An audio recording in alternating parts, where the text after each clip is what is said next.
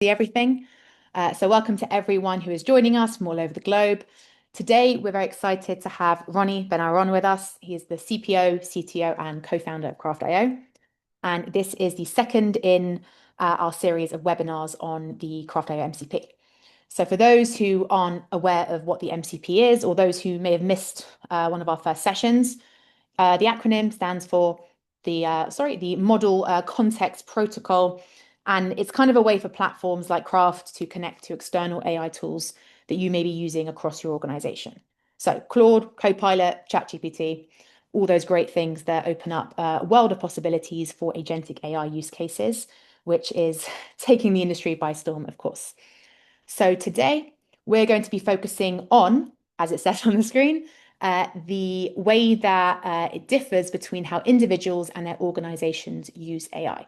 So we're going to hear from Roni, jump into a bit of a Q&A session at the end, and we will also be opening up a question poll halfway, so be prepared to jump into Zoom and answer appropriately. And then any questions that you have throughout the session, please feel free to drop in the chat. So over to you, Roni. Great to have you with us. Hi, everyone. So first of all, thank you all for joining today. I'm really glad that we're kicking off this webinar series around MCP.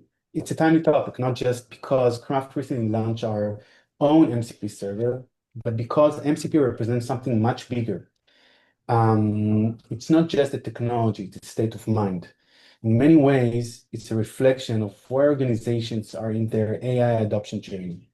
Not just about using AI anymore, it's about connecting it to the world itself. So over the past years, I've had the opportunity to speak with dozens of product teams. This is a part of our job. And I'm glad to say that Craft.io is a platform for product teams. We have the best users in the world, basically. Yes, our users are product managers, so it's always fun to interview them and to interview your colleagues, actually. And as part of these conversations, we, of course, like many others, we build our AI tools, and we realized what are their needs, what are the requirements with respect to AI, in-app AI, or MCPs, or anything different. So we understood we have like a good view of the trends and how organizations reach this challenge of making their organization AI. And only one thing became very clear, right? While almost every organization says we're doing AI, the reality looks very different from one company to another. So today, I'd like to share some of these patterns we've been seeing and maybe provide a practical perspective about that topic. That's about it. Awesome. So just come back to the MCP journey. So you've talked to a huge number of product teams. You mentioned dozens and dozens. How do you perceive what's happening across the industry today when it comes to AI? So I found it helpful to think about AI adoption across two dimensions, and I think we have we have a nice slide for that. Also AI. The first one is the individual dimension. We see a large variety in how people adopt AI. We have, you know them. You go in the office and you have those rock stars that are the AI champions. And also you have the late adopters. Like in every organization, you have individuals are different. But interestingly, the second is the organizational dimensions, meaning that how AI becomes part of the way that the company operates, right? So interestingly enough, these two dimensions don't always move together. So you can find an organization with many very advanced individuals with respect to AI, but the organization itself is still lagging and it doesn't have like a clear policy how to adopt AI within the organization. So I think it's important to separate those two dimensions because there are different journeys, okay? And I'll quickly go over the two dimensions and talk about them a bit. So let's start with the individual level, all right? So Um, all right, sorry, there's jumping on my Yeah, you can see my screen. screen still. Great. Yeah. Thanks. So the first level, and I believe that all of you are there, are basically individuals who are using ChatGPTs and the like. ChatGPT, Gemini, Claude, does it, all of them are great tools. And basically they're doing the thing that we all know and learned to do in the past years, output textual assets such as emails, such as summaries, some as like release notes and analysis maybe. And this in this level, there are also two sub-levels, right? The ones who are using the regular ChatGPT and the like, and also the ones who have started to use the in-app AI of different SaaS or different platforms. So for example, with Craft.io, we have the Guru AI, which you can ask questions, you can analyze feedback, you can analyze epics and generate some assets. Um, but so that's basically the first level where I believe that all of us are there, or most of us, except of the organization that have strict policy against AI from perspectives of compliance and such. So I will now go to the second level, and the second level are basically MCPs and connected tools. And this is where things started to get really interesting. And so tools like Claude Code provide you with a much broader context, right? You don't have only prompts and talking to the chat, but also you have files, you have data, you have memory. They also allow you to connect to MCPs, and that's a great, huge difference because MCPs are giving you an access to even more context and more data. So instead of spending time feeding AI bits of information, it already has access to the full picture. At this this point, AI shifts from knowing a lot about the world to knowing a lot about your world, right? Because you have the context of where you work. Moving forward to the third level, these are the prototypes and AI. So an AI assisted building. So in this place, you switch from doing the regular things that we were taught as product managers to do, which is based mostly it's textual outputs, and you start to create. You create prototypes. You even sometimes in some organization you can commit a scene and commit code. And I can tell you a secret that in Crafter also some of the code was pushed by product managers, which is great.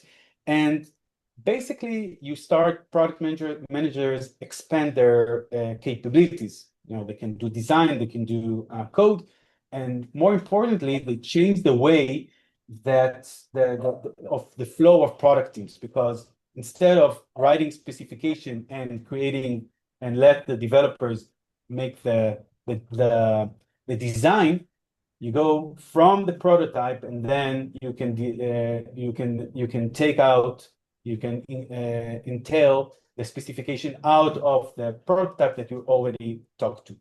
Now,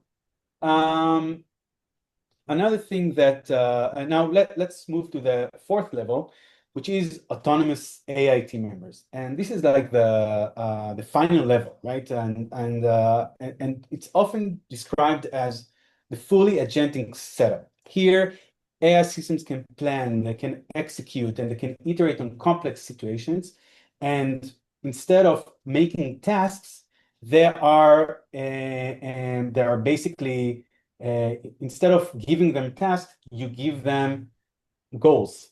All right. And another thing that is happening with respect to product managers, that it stops being even ICs, individual contributors, become like a mixture of ICs and team leaders.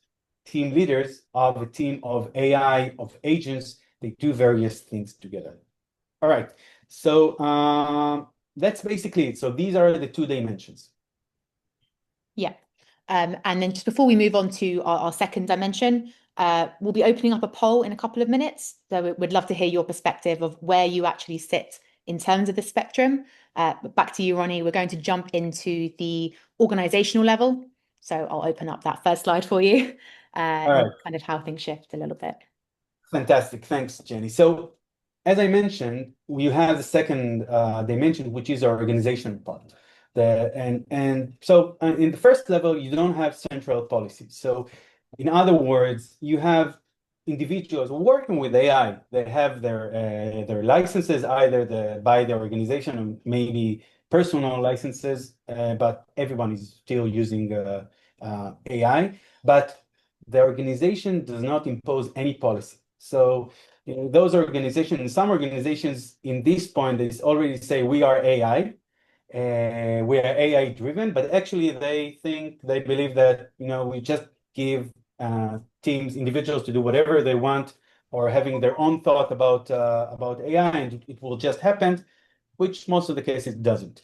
But so on the second level, these are basically the organization start to establishing policies, right? So they provide approved tools and guidance, they introduce governance, the productivity improves, and everyone's still working, but everyone's still working in isolation. So you have a policy, you have guidance, but still each individual trying to understand how to work. They're writing their own skill, their own prompts. They're working locally. They work hard in order. Each one of them is working hard to collect data, and it's an improvement. But third level, which is now becoming even more advanced, is the shared practices and skills. And we see companies that already the policy, the guidance is well thought of, and also there is shared knowledge with respect to the prompts, to the skills, to the agents.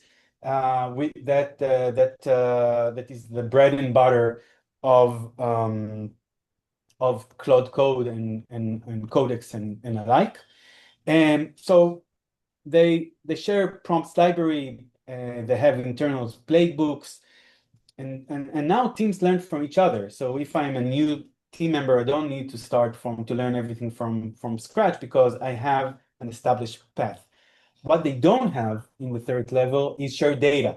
Still, we see that each one of them collect their own data, and the data stays locally. It's like back in those days that each one worked with their own files on their local machine, on the local computer.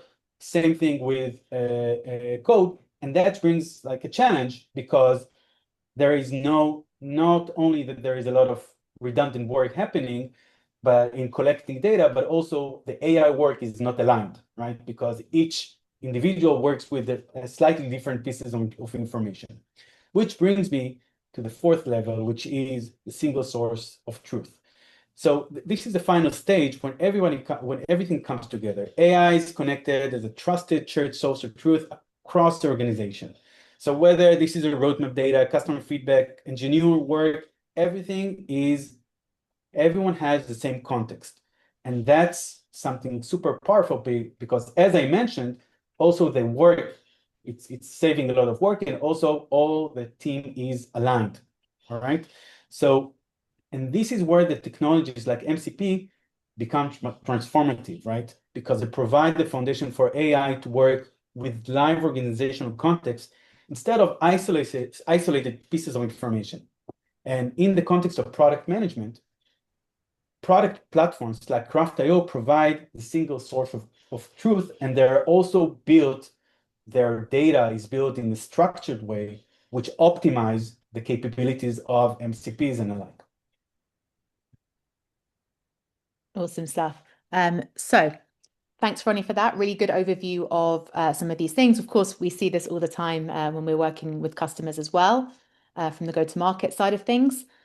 We'd love to jump into a poll now. So we have these 8 different sections, maybe 4 and 4. And I'm going to open the poll in Zoom, and I'd love to see where everyone lands. So we're going to go and launch the poll. You can use the interface in Zoom to kind of place yourself on the scale, and we're going to start seeing some of these things come to life. So we'll put that there. Hopefully should be open for everyone. I'm not sure if I'll see it in real time, but we should be able to see all the answers at the end. Okay, cool. So while we're getting those numbers from the teams, I'm sure Ronnie's got a perspective on where things land. So Ronnie, what do you think most of the team are going to come out with? Well, I have my guesses, right? And looking at the audience who is well, the audience who came to hear about MCP. So I believe that they're more advanced than the average, but I have my guesses. I will not disclose it just in order not to bias the results. Interesting. No, it's great. We definitely have a very advanced base today in terms of the audience because we're talking to product managers every single day, and we get some really interesting questions and use cases for sure of how teams are using AI today. So I'll give it another second or two for everyone to provide a response, and I'll end the poll in a second. So if everyone hasn't had a chance to submit their response, you have about 20 seconds left, and then I'll click end poll. Okay, cool. Okay, I think we've got everything in. So I'm going to go ahead and end that. We're going to see, based on some of the responses, what we're seeing from my perspective is we actually have an interesting mix. So we have the majority of our team members are actually sitting in, from the individual perspective, Ronnie, between 2 and 3. So we have quite a big chunk, kind of 40% and 40% of the teams. We don't have anyone using autonomous agents for themselves, and we have quite a handful of individual as well, ranging to around kind of 20%. So that's really interesting. I'll jump to the second one in a second, but kind of what's your thoughts on the individual usage kind of sitting between 2 and 3? Well, that's interesting. I believe that this people's audience is more advanced than the average. I would say that from what I've seen, most of the individuals that we interview are in between 1 and 2, and also the ones who are we're interviewing, they showed their interest with MCP. So I would say that the vast majority of the community is still mostly on 1, sometimes on 2, and there are little ones in level 3. And yeah. Interesting. And then in terms of the organizational level, again, we're pretty split between 2 and 3. We have a lot of people, more teams, about 60% are using shared practices and skills, which is great to hear. We love hearing this, especially if some of our customers are on the call who are using the MCP. It's going to be great. But yeah, 2 and 3 is the kind of theme we're seeing for the org, for our audience, which is interesting. What are your thoughts, Ronnie, on that? I think that's really nice. Most of the organization that we've seen, and once again, everyone is adopting the AI quite fast. 6 months ago, it would have been like a complete different answer. We'll put like 90% on level 1, but nowadays I think that there is a strong trend. Mm. I would I'm surprised that level 3 is and encouraged also that to hear that level 3 is popular in this audience. Um, yeah, so that's good news for AI. Great news for our teams as well. Okay, fantastic. So we're going to jump into a bit of a question session. We have some stuff in the chat that's come. Some things have come just to the host, so we'll make sure we capture everything. And got a little bit of time for Q&A, and then we'll, of course, open up to the wider audience. So a few questions that we've sourced, and we're really interested to hear your perspective, Ronnie. You've talked about the individual and the organization. We've got all these different layers of how we use AI. The question probably on most people's minds is how can an organization jump from everyone living in their own silos to a shared way of working, kind of that 3 and 4 downstream? Yeah. So one thing I think that the most important thing to pay attention to is that this is a huge change management within the organization. It's not something that magically just sticks. It needs, and I assume that some of you or most of you, some of you are at least in the business of B2B. If you have a SaaS and you need to a customer or users will adopt it, there's need to be some work around it, and that's change management because and with AI it's way more significant because it involves with a disruption in the way that you work, not just a change. And also it involves also emotions, right? People are concerned about how their jobs will be changed, what will be their future. So there are also possible pushbacks about that, and also skepticism as well. So the first thing is that you need to treat it like a real change management. And when you do a change management, you need to work on it, right? So you need to have, on one hand, you need to have the ambassadors, the champions, or the rock stars that everybody look at them and they set a good example about how can you master and how can you outperform using AI. But you also need the experts who are going to drive this change and in smaller teams that will be the product leadership, but as the company grows, becomes from there comes the product operation managers, and also if in enterprises you have centers of excellence and agile coaches and all of these shebang. And so this is one thing, all right? So think about it as a change management challenge. And the second thing, it's need to be intentional. So I think that a very good reason why processes fail, and including the adoption of AI, is when organization put the adoption itself as a goal and not as means. And so if your goal is to tell the CEO dictates we need to use AI, and your goal is to tell him we use AI, and you don't think about the value that it brings, it will be harder for you, right? Because at the end, it includes individuals to succeed, in order to succeed. So what you need to do is not ask yourself, how do I embed AI? But you need to think to yourself, what is the value that AI can bring? In other words, we are product managers, right? First thing you ask about new feature is not the solution, but what is a problem that I'm trying to solve? So in that case, you need to think about what are the problems, or what are the challenges, or what are the time wasters that AI can save you with that.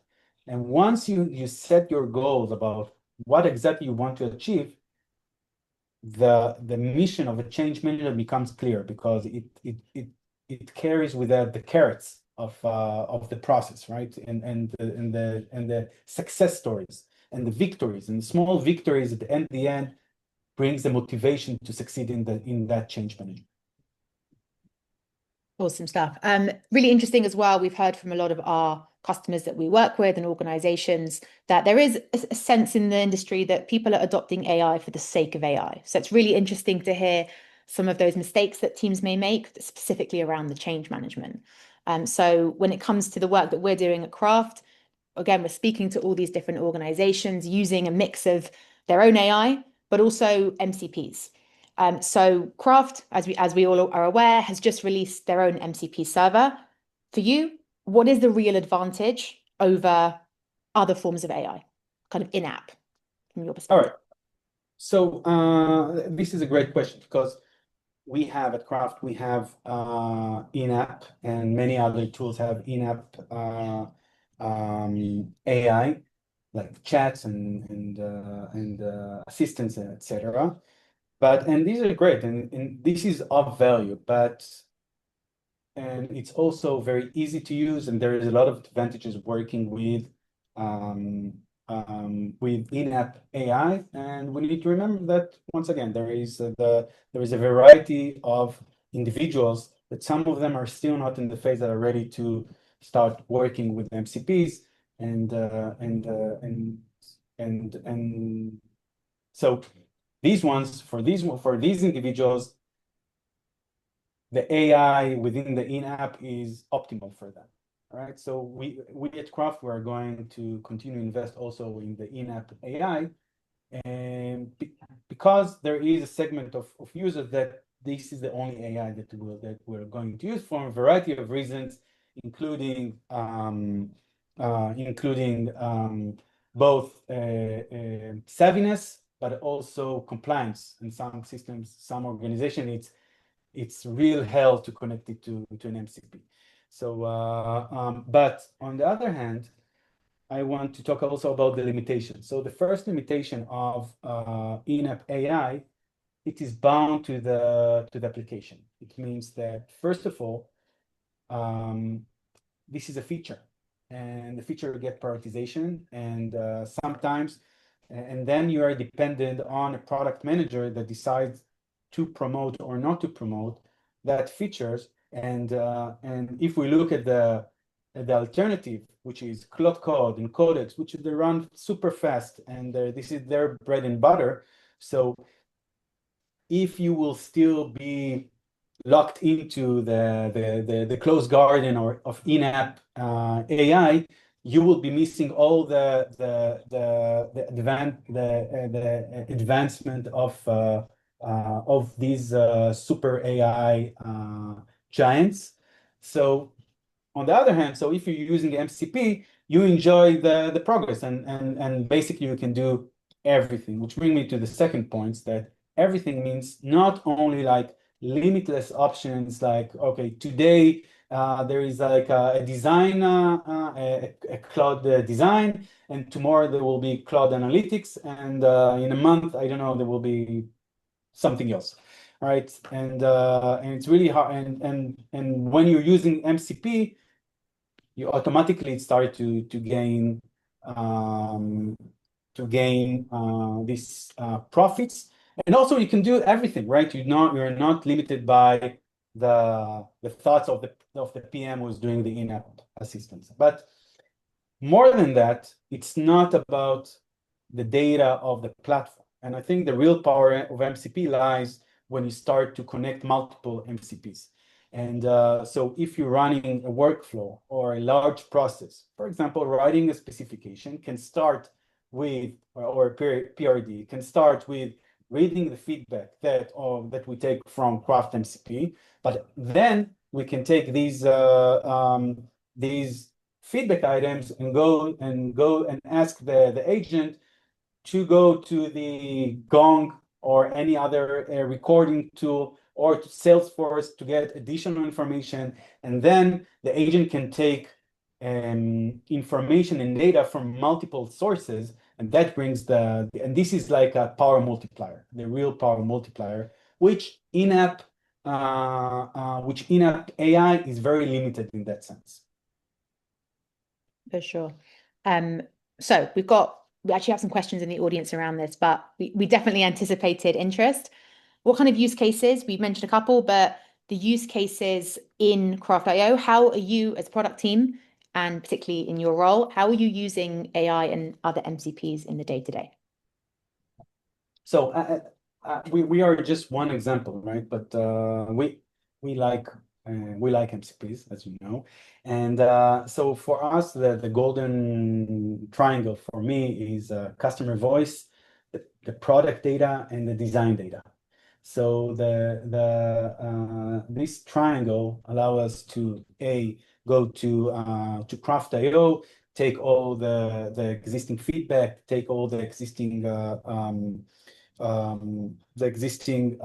epics and features, and then go to Gong.io or to Salesforce or wherever you guys are storing the customer information, and then gather another information, and then go and then apply the changes or take data from Figma, and then you can build a very cohesive and round product. So this is just one example, but also the MCPs bring so many possibilities. You can start doing advanced analysis of feedback. You can write your PRDs. You can do advanced visualization.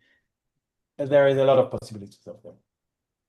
No, for sure, really interesting. Some of the tools we're seeing in even the demo flows, it's kind of blowing our minds in the go-to-market team. And I didn't mention Slack and emails, and Yeah, there are so many pieces of information that can be helpful in order to make the best product and the best decisions. for sure. And so we have a lot of teams using MCPs, multiple. But for those who aren't using them, or maybe they're earlier in the journey on screen, we have those level 1 and 2. From your perspective and experience, at what point does a lack of a single source actually make things break? All right, so I'll start by saying that once again, Craft.io is a product management platform and is great to be like the single source of truth with respect to product data. Right now, if you're a small team building a single product, you sit together in one room and talking every day, you can get surprisingly far without a formal social truth. Conversations fill many of the gaps. The crack starts to appear. The cracks start to appear when the organization grows. More teams, more product, more dependencies, more stakeholders, and more customer commitment. At that point, people begin making decisions based on different versions of reality. And this is important, guys. Different versions of reality. When each product manager or each team sees different pieces of information, different product data, there they see a different reality, and that affect their decisions. And then you have teams which are not aligned, the data is not transparent and not shared and not consolidated, and then different teams take different decisions, or maybe the incorrect decision because they are not exposed to the right data. Right? So that's where the things start to break, not mentioning redundancy. When the team grows, we heard terrible stories about two teams who built the same thing just because they weren't aligned, and there wasn't a shared knowledge, or worse than that, they built the wrong things, and basically product can die if you build the wrong things at the end. For sure. And then it's really interesting to hear kind of the different varieties of the users we have. Of course, always working with PMs. All of this MCP stuff and these multiple different ways that we can bring things together. How does this actually change what a PM's job will look like day to day in a couple of years' time? I know it's far ahead, but the future, what does the future hold for these kinds of trends? Wow, that's very risky to predict the future when I it. have a loaded question. I mean, so maybe we should stop the recording for a second, because I don't want to be recording on that, because things change so quickly. So and if I was like a year ago, I would not predict the present year. Sorry, but I will try. I will try. Given that disclaimer, I will try to provide the context, my prediction. So my prediction is that the essence of product management and the important thing that product managers are required to do will still stay. And now we need to talk a little bit what is the important things. And the important things in the sense of product teams is taking the right decisions. At the end, I believe that still there will be a lot of help coming from AI, but at the end, the decisions and they will be made by product managers. However, there will be more time to take these decisions, and because a lot of the time wasters that product managers face today, which includes collecting data and analyze data and communicating this data, that will be and that will AI will greatly assist in that. So I think that to summarize, the core objectives and the core responsibilities of product managers will stay, but a lot of other things will be saved, and to add to that, it might change, because right now you have more capabilities. So organizations will have the flexibility to redefine, or add or remove responsibilities from product managers, because you can take a product manager into being a product builder, and you can and you can be like partly designer and partly coder and partly, I don't know, whatever.